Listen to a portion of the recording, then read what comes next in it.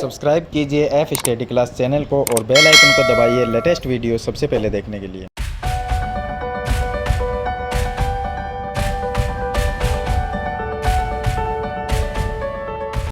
Hello students, आज हम इस वीडियो में कक्षा 8 की प्रश्नावली 8.2 का क्वेश्चन नंबर 7 सरल करेंगे।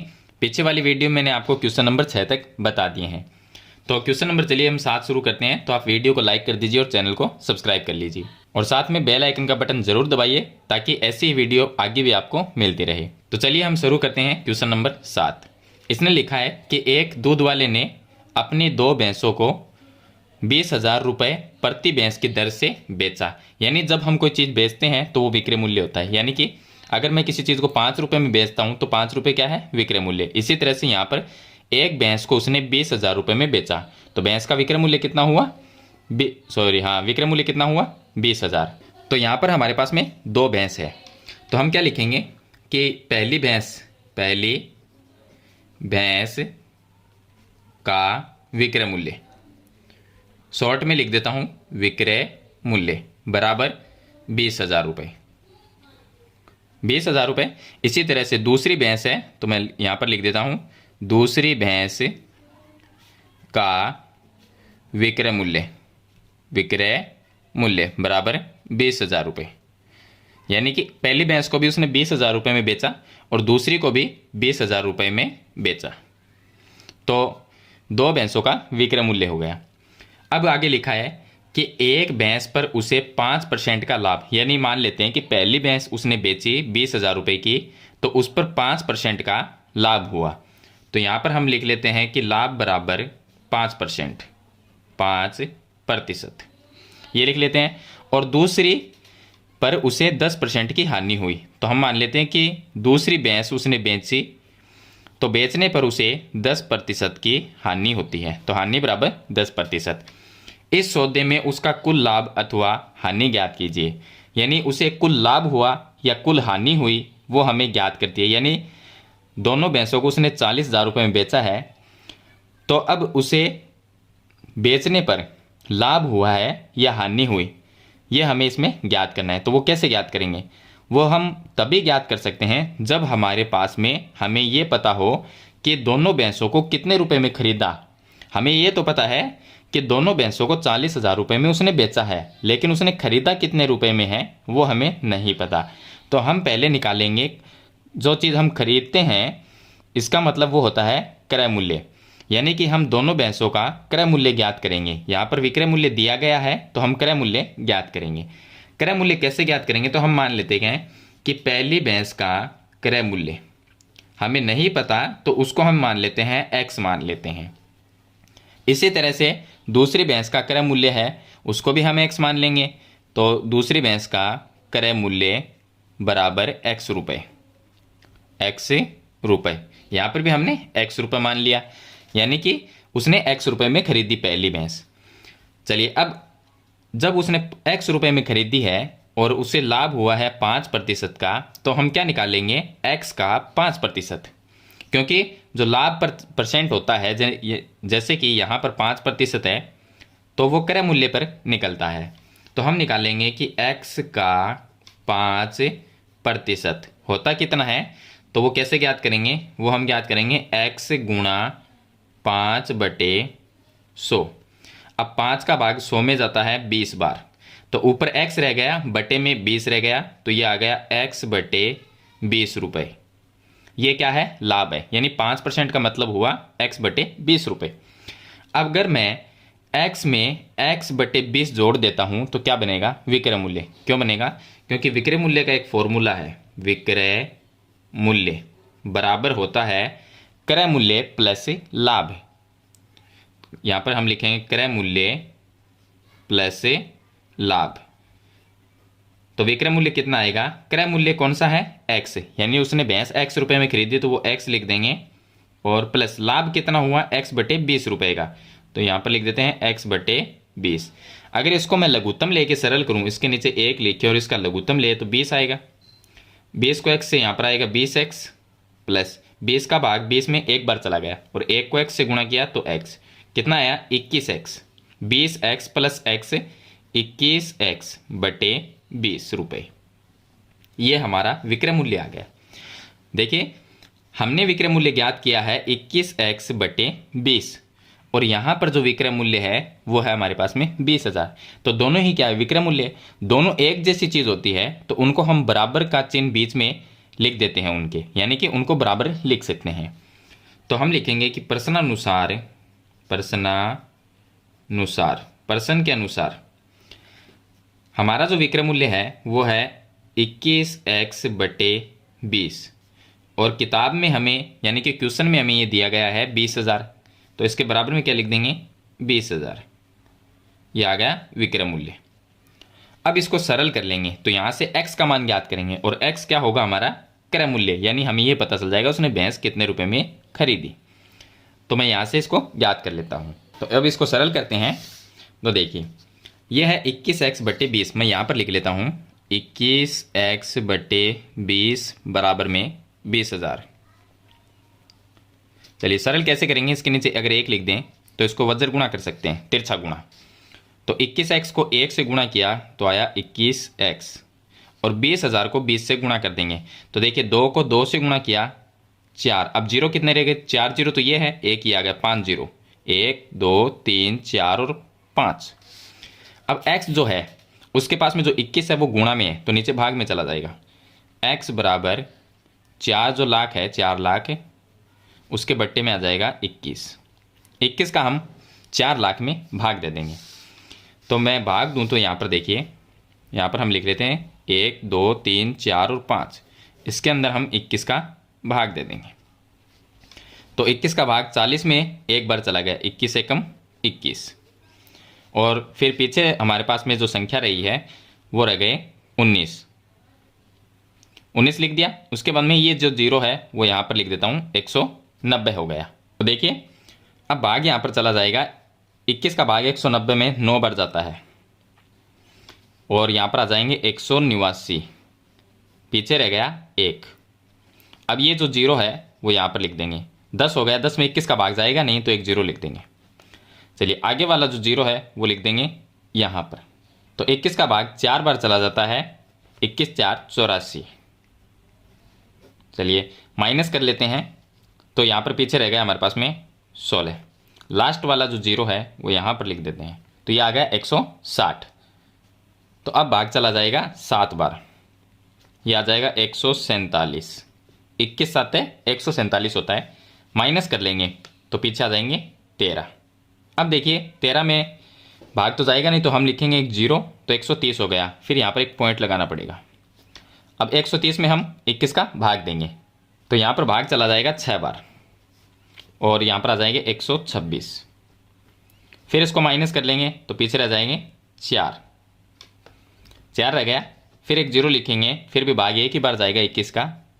तो कितना है हमारे पास में, ये आ गया 19,047.61।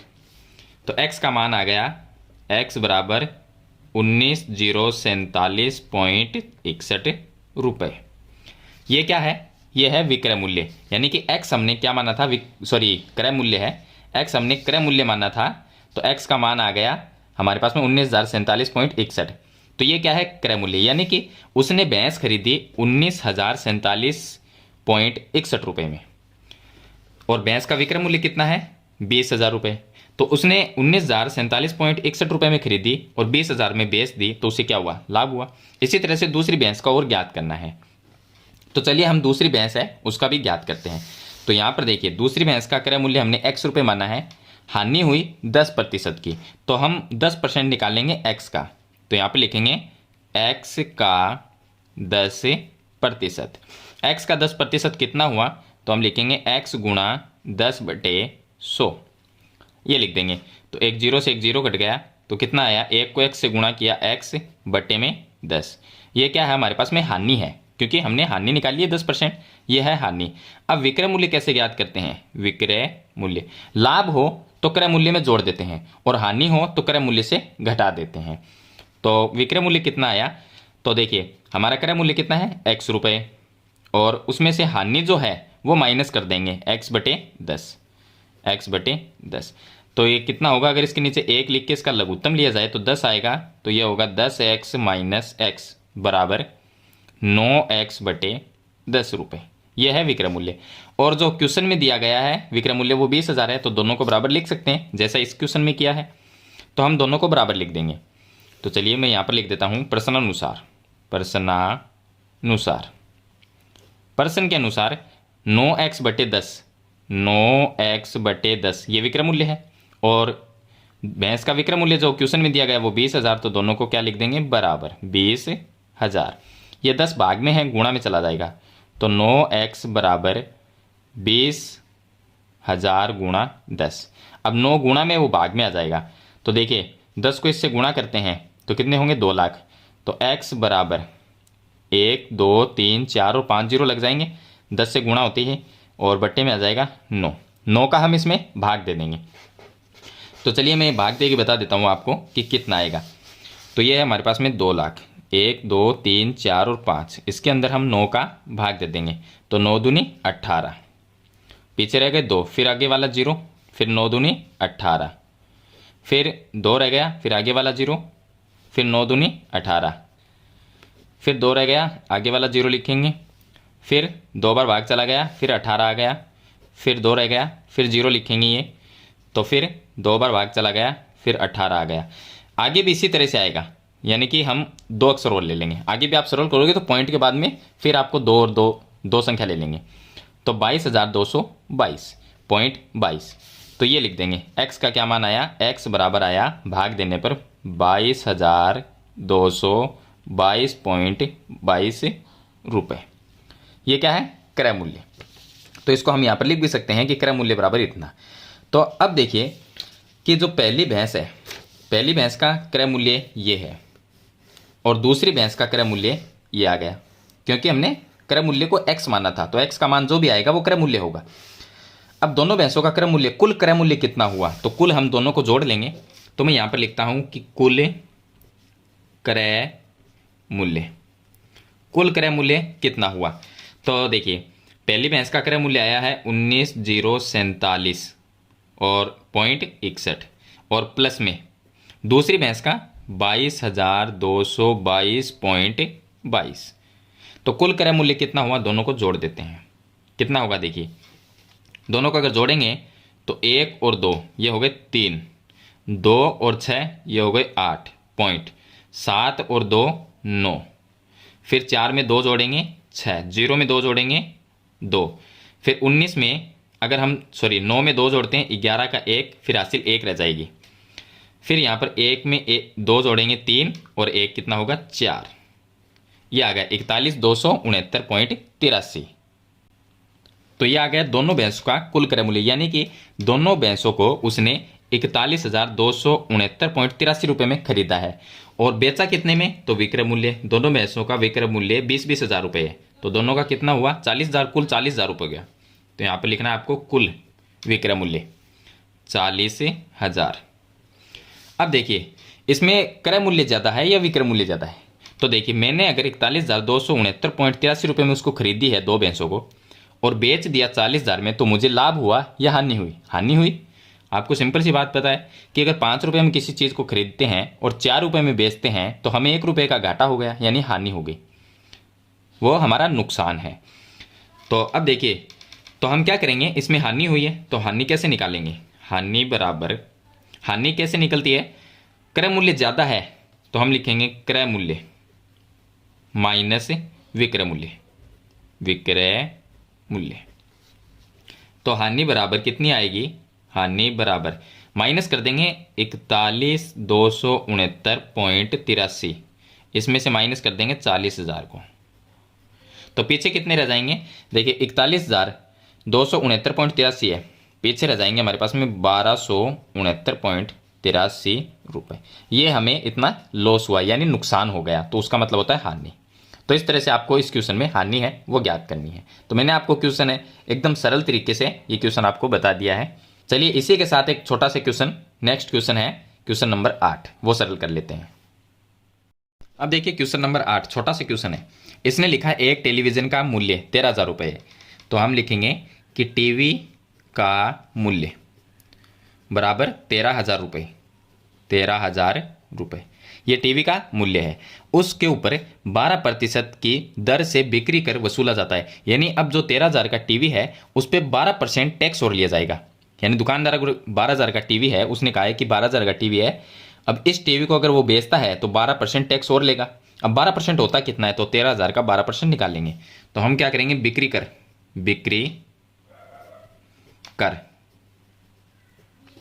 कर जो है वो है 12% है। तो अब बिक्री कर होगा कितना, 12% का मतलब होता कितना है, तो 13,000 का 12% निकालेंगे। तो हम लिखेंगे कि बिक्री कर बराबर 13,000 का 12%। कितना हुआ, तो 13,000 गुणा 12/100, 2 जीरो से 2 जीरो कट गए। 130 को 12 से गुणा कर लेंगे। अगर हम 13 को 12 से गुणा करते हैं तो 156 आते हैं। कितने आते हैं, 156। और ये जो जीरो है वो और लगा देंगे तो कितने आएंगे, 1560 रुपये। 1560 रुपये टैक्स भी लगेगा। यानी 13,000 तो हमें टीवी के देने होंगे और उस पर 1560 रुपये और देने होंगे जो कि हमारा टैक्स होगा। तो उस पर टैक्स भी लेगा दुकानदार। तो उसे जो अब इसमें लिखा है, तो उसके द्वारा भुगतान की जाने वाली राशि, तो हमें कुल कितने रुपए देने पड़ेंगे दुकानदार को टीवी खरीदने के लिए। तो हमें यहाँ पे लिखेंगे कि भुगतान की जाने वाली राशि, तो हमें कुल कितने रुपए देने पड़ेंगे, 13,000 तो देने पड़ेंगे, उसके साथ में टैक्स और देना पड़ेगा 1560 रुपये। तो 13,000 में 1560 प्लस कर देंगे 1560, तो ये कितने होंगे, तो ये हो जाएंगे हमारे पास में 14,560 रुपये। इतने रुपए हमें टीवी के देने पड़ेंगे क्योंकि उस पर 12% टैक्स लग जाएगा। तो छोटा सा क्वेश्चन है, क्वेश्चन नंबर 8। तो इस वीडियो में मैंने आपको 2 क्वेश्चन बताए हैं। क्वेश्चन नंबर 7 है, थोड़ा लंबा क्वेश्चन है, आप उसे समझने की कोशिश करिए, आपको ज़रूर समझ में आ जाएगा। फिर भी कोई प्रॉब्लम आती है तो मुझे कमेंट में ज़रूर लिखें। और वीडियो अच्छी लगे तो लाइक और शेयर जरूर कर देना। इस चैनल पे नए हैं तो सब्सक्राइब करना, साथ में बेल आइकन का बटन जरूर दबाना। तो आज की वीडियो में इतना ही, मिलते हैं नई वीडियो के साथ, तब तक के लिए थैंक यू।